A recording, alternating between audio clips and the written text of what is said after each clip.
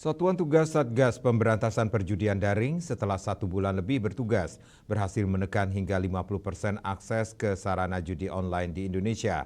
Sesuai data dari PPATK atau Pusat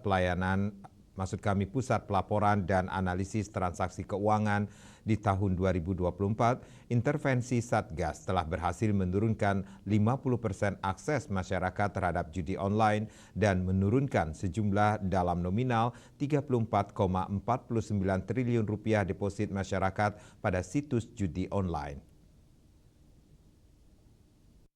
Aristiadi menjelaskan bahwa sebagai bagian dari Satgas, Kementerian Komunikasi dan Informatika antara lain melakukan moderasi konten, pemutusan akses terhadap konten-konten bermuatan judi online, dan melakukan sosialisasi pencegahan judi online lewat kegiatan peningkatan literasi digital.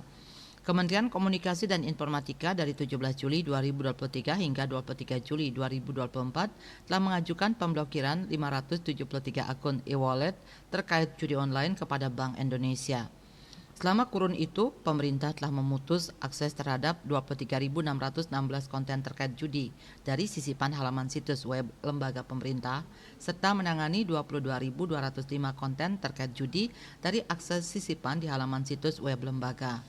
Di samping itu, pemerintah telah menyampaikan pengajuan penanganan total 20.595 kata kunci terkait judi online kepada Google dari November 2023 sampai Juli 2024. Selama periode 15 Desember 2023 sampai 23 Juli 2024, Kementerian Komunikasi dan Informatika juga menemukan 3.961 kata kunci terkait judi online di platform Meta.